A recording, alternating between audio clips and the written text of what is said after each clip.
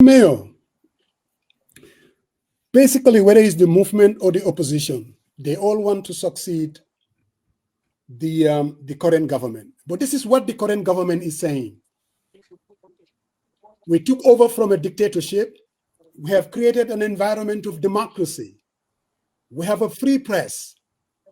Look at what is happening in Senegal. They are muzzling the press. We're not doing that. They're saying we have an independent judiciary. They're saying, look at the economy. If you compare us to Senegal, debt to GDP, they are looking at 130%, us 70% and less. They're saying inflation from double digits, we've managed it to single digits. Mayor, do you agree to some of these that the government is putting out there? And how can you make it better? What is wrong with that argument? Yeah. So I heard Musa's question. I don't know whether now I'm more real time. You can hear me real time now? Yes. Yeah, we can hear you. Yes. Yes. Yeah, I hope there's not a call that comes in because I reverted to regular network so it can be faster. But basically, to Musa's question, these arguments put forward by the NPP or by the government, I would like to confirm some of these numbers and verify them, such as the debt to GDP ratio and the inflation numbers. Because last I checked, debt to GDP was more like 100% than the 70% they would claim. And the 6% they say is inflation. I don't agree with that. These are numbers from the central bank, but in Gambia, people who live here, the basket of goods is increasing almost. It is very, very, very expensive in the Gambia, and most people are priced out of the market. So basically, there are things, of course, we have to agree are much better than the former regime, such as democracy, right? I mean, like we said, we would acknowledge the truth if we saw it.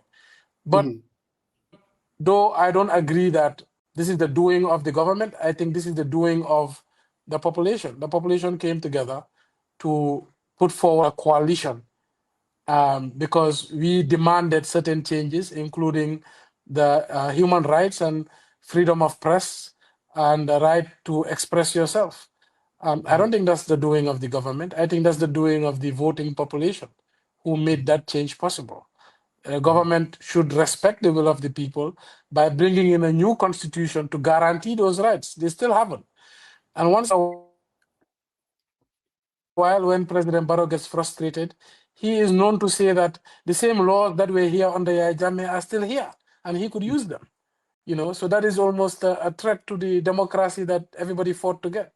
So I still believe there's a lot to do as far as the democratic space is concerned. Although we all agree we are freer now than before. Secondly, you mentioned that the business environment. Well, I don't see anything getting better with the business environment because employment is not being created. Every year, 13,000 youths are going to the backway journey. 1,650 lose their lives. 1,300 are deported back. We see the same levels of unemployment. I believe last I checked, it was 55% of Gambians live below the poverty line. Formal unemployment was about 30-40%. So the country is in detriment. And I mean, I always say one thing. Gambians are often fond of trying to compete with the worst in the world. Why would you compete with Senegal?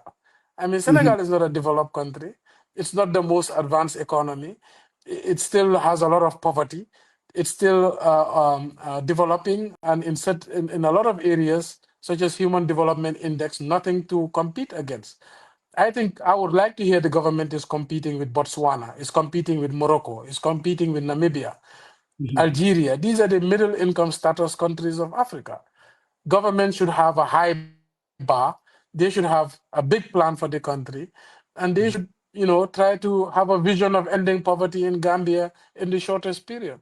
I think these are the things to aspire to and not, trying to compete with who's doing worse, Gambia or Senegal.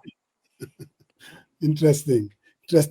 Mayor, I see that time is really a very lavagaude. But now the question that we're all talking about winning. And that brings me to coalition building. You're not going to ask one single Gambian that wouldn't tell you, bro, opposition Bidal, if they don't come together, Barrow will be re-elected. Everybody is saying that, political observers, and I've heard your answer when you were on Garme. Now, and you talked about you're looking at a coalition, like-minded parties agreeing on policies and things of that nature. But there is always going to be this big elephant in the room, really. And that is going to be who is going to lead any potential coalition. Would you subscribe to a process with some of all these other parties? Everything is said and done, going through the process. Whoever comes out of it, you will throw your support behind that individual, whatever the process is. Or do you think, what's your take? Well, first of all, I believe that Barrow could be removed without a coalition. I just think that the opposition party that should do that should build a formidable force, should ensure that they are well resourced and have highly capable people and have a great strategy at hand. However, I also believe in partnerships. I also believe in coalition building if you're aligned on principles and values. But I don't believe that you should create a coalition just for the sake of removing a president. I believe you should build a coalition for the sake of bringing better and good governance. I mean, what's the point of removing Barrow just to bring anybody else who might perform worse than Barrow? I think the idea is we UMC believe that we have the best talent, we have the best governance guys, and we would attract the right policies to change this country. However, if we see like-minded parties, if we see parties who align with us on principles, we are not crazy that one person from us must lead by and force. If we align with somebody on principle and there's a democratic process that puts somebody else in the driving seat, as far as we believe in you, we don't mind you leading. However, I want to reiterate, I don't think coalitions should be built just for the sake of removing a president. I think they should be built for the sake of bringing sustainable, lasting, forward-thinking governance in Gambia.